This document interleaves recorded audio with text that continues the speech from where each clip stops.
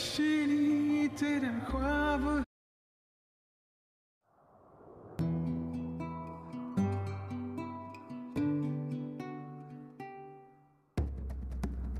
वंदना अभिमन्यु को हवेली से बाहर जाते हुए देखकर मन में सोचने लग जाती है, ये अभिमन्यु इतनी रात को कहाँ जा रहा है, वो भी बिना किसी को कुछ बताए यूं चोरी छुपे। वंदना अभिमन्यु को हैरानी के साथ एकटक नजरों से देख ही रही थी कि तभी अभिमन्यु दरवाजे से हवेली से बाहर चले जाता है और बाहर से ही वापस से हवेली का दरवाजा टिका देता है। अब दरवाजे को देखकर ऐसा लग ही नहीं रहा था कि किसी ने दरवाजे को वापस से खोला भी था। वंदना अभिमन्यु के बारे में सोचते हुए मन में बड़बड़ाती है, ये अभिमन्यु इतनी रात को कहाँ पर जा रहा है, इसके पीछे जाकर देखूं क्या। अगले ही पल वंदना नाव में अपना सिर हिलाते हुए कहती है, नहीं नहीं, अभी पहले मैं जिस काम के लिए निकली हूँ वो खत्म करती हूँ। रही अभिमन्यु की बात, तो ये वैसे भी क्या कर लेगा, इससे पहले भी तो मैंने एक बार इसे बाहर जाते हुए देखा था और जब इसका पीछा किया था तो ये बाहर निकलकर सिगरेट पी रहा था। हो सकता है आज भी सिगरेट पीने गया हो, वैसे भी बहुत दिनों से तो बिस्तर पर ही था ना, अब उसकी तलब बढ़ गई होगी इसलिए इतनी रात को बाहर गया होगा। वंदना कदम आगे बढ़ाते हुए कहती है, पहले जिस काम के लिए निकली हूँ उसे पूरा करती हूँ, अभी मुझे तहखाने में जाना चाहिए। वंदना कुछ याद करते हुए ही अपने कदम आगे बढ़ाते हुए कहती है, उस कछुए को तो मैं छोड़ूंगी नहीं, अच्छी खबर लूंगी, कुछ ज्यादा ही मुंह खुलने लग गया है उसका, उसकी जबान पर लगाम लगाना पड़ेगा। इतना कहकर वंदना धड़ाधड़ फुर्ती के साथ अपने कदम आगे बढ़ाते हुए तहखाने की तरफ जाने लग जाती है। जब वो तहखाने में पहुंचती है तो देखती है कि तहखाने में ही अमोदिता, रजनी और कछुआ एक साथ बैठे हुए थे। उन तीनों को देखकर ऐसा लग रहा था जैसे वो तीनों वंदना के वहां पर आने का इंतजार ही कर रहे थे। जैसे ही वंदना वहां पर आती है, रजनी उस पर फूटते हुए कहती है, कहाँ रह गई थी तू, एक तो खुद हमें बुलाती है और ऊपर से खुद देर से आती है।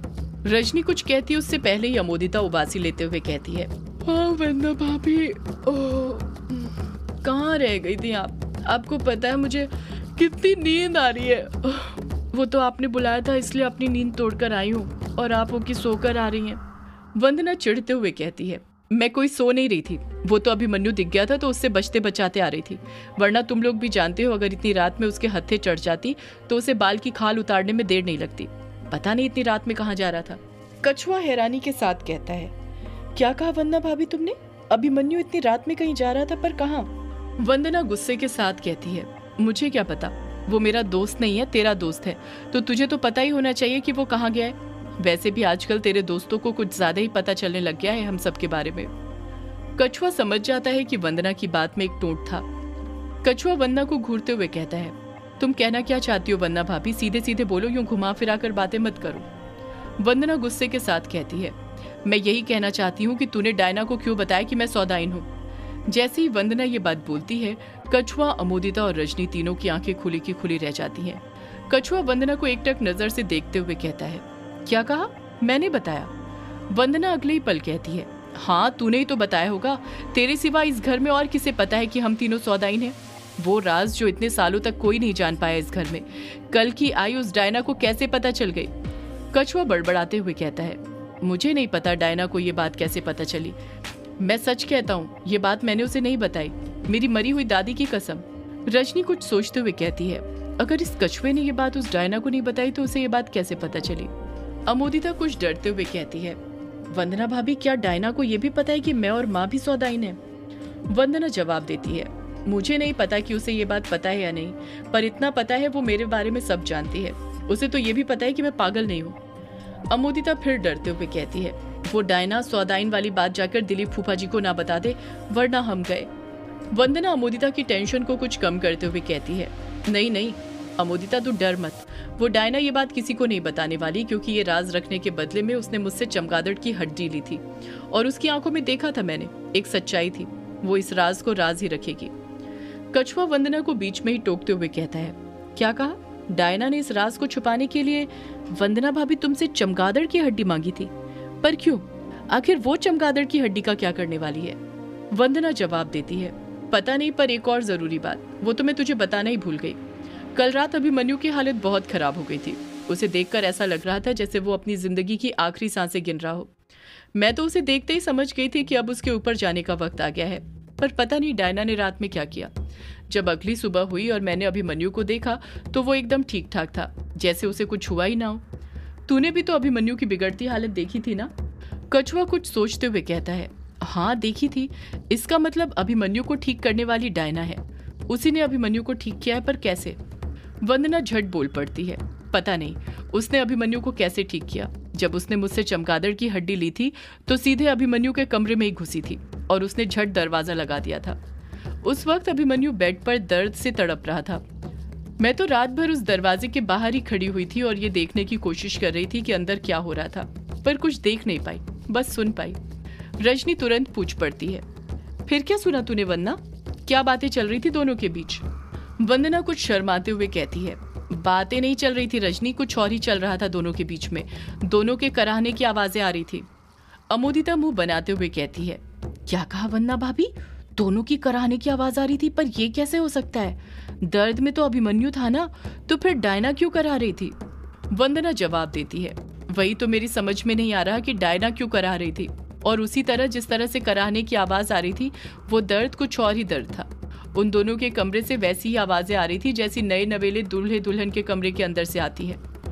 जैसे ही वंदना ये बात बोलती है, अमोदिता खींची करके अपने दांत दिखाने लग जाती है। वंदना अपनी बात पूरी करते हुए कहती है, बताओ, रात में दरवाजा बंद कर डायना ने किया था और सुबह खोला अभिमन्यु ने था। पूरी रात डायना अभिमन्यु के साथ एक कमरे के अंदर थी। अब दोनों के बीच में कुछ ना कुछ तो जरूर हुआ होगा ना।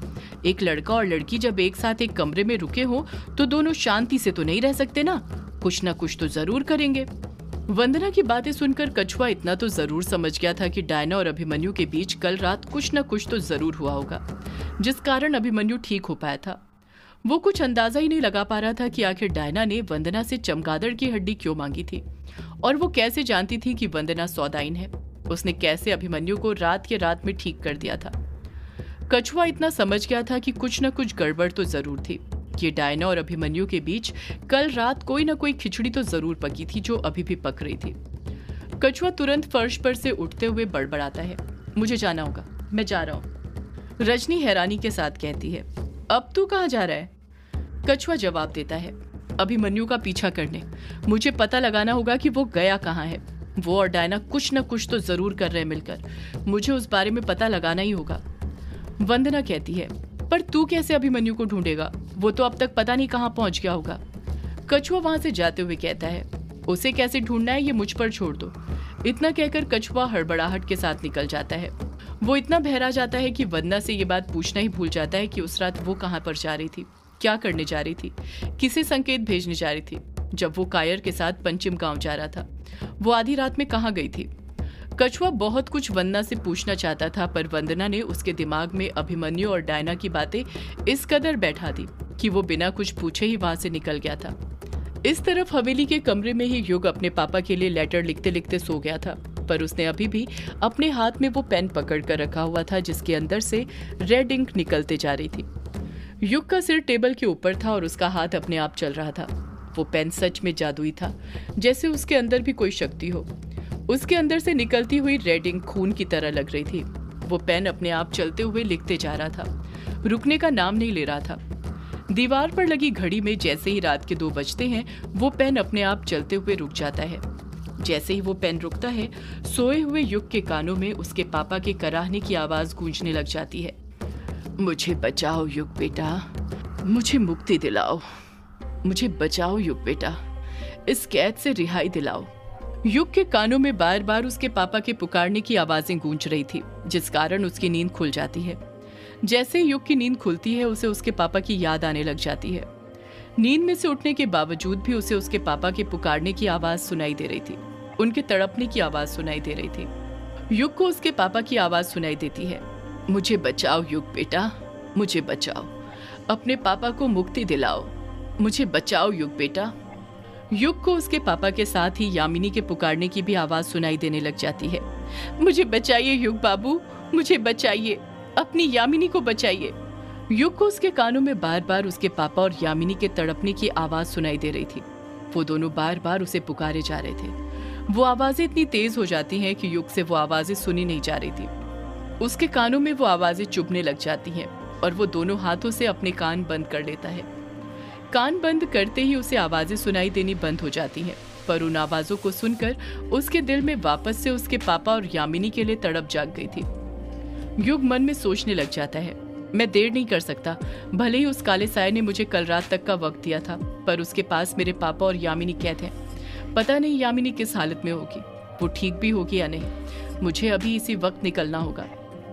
अगले ही पल युग के दिमाग में अभिमन्यु का भी ख्याल आता है और वो अभिमन्यु के बारे में सोचते हुए बड़बड़ाता है, ये अभिमन्यु पहले से ही मेरे खिलाफ है। मुझे नहीं लगता अभिमन्यु इतनी आसानी से मुझे मेरे पापा का शरीर उस काले साये को सौंपने देगा। इससे पहले कि वो कुछ करे, मुझे रोके, मैं आज रात ही रात में ये ताबूत उस काले साये को सौंप दूंगा और उस काले साये से अपने पापा और यामिनी को रिहा करवा लूंगा। इतना कहकर युग फुर्ती के साथ कुर्सी पर से उठ जाता है। वो पेन और लेटर्स जो उसने अपने पापा के लिए रखे थे, उसका उन पर ध्यान ही नहीं जाता है और वो टेबल पर ही रह जाते हैं। वो बात उसके दिमाग से ही निकल जाती है कि उसने अपने पापा के लिए कुछ लिखा था। युग फुर्ती के साथ ताबूत के पास जाता है और आखिरी बार अपने पापा को देखने लग जाता है। अपने पापा को देखते हुए फिर से उसकी आंखें नम हो गई थी। उन नम आंखों के साथ ही वो ताबूत को फिर से बंद कर देता है। जैसे ही वो ताबूत को बंद करता है, उसकी आंखों में जो आंसू थे वो ज्वाला में बदलने लग जाते हैं। युग गुस्से के साथ उस ताबूत को देखने लग जाता है। वो जानता था कि रात हो चुकी थी और उसकी शक्तियां जागृत हो गई थी। अब उसे वो ताबूत उठाने के लिए अपने किसी दोस्त की जरूरत नहीं थी। युग उस ताबूत को एकटक नजर से देख ही रहा था कि देखते ही देखते युग के हाथ में जो बवंडर का निशान बना हुआ था, उसमें मूवमेंट होने लग जाता है। वो उसकी कलाई पर ही घूमने लग जाता है। अचानक से वो ताबूत जिस पर युग ने अपनी नजरें टिका कर रखी हुई थी, वो भी ऊपर हवा में उठने लग जाता है। वो ताबूत कोई अपने आप ऊपर नहीं उठ रहा था, बल्कि उसके नीचे एक छोटा सा बवंडर था जो दिखने में ठीक वैसा ही था जैसा युग की कलाई पर बवंडर का निशान बना हुआ था। उस छोटे से बवंडर ने ताबूत को पूरी तरह हवा में उठा लिया था। युग उस ताबूत और बवंडर को एकटक नजर से देखते हुए खुद से बड़बड़ाता है, मैं आ रहा हूँ काले साये, मैं आ रहा हूँ तेरे पास। इतना कहकर युग छोटे से बवंडर की मदद से ताबूत को हवा में ही उड़ाते हुए हवेली से बाहर निकल जाता है और ग्रेवयार्ड कोठी की तरफ जाने लग जाता है। सदियों से है पुरानी ये है यक्षिणी की कहानी। यक्षिणी एक आग है, यक्षिणी तेरा ख्वाब है।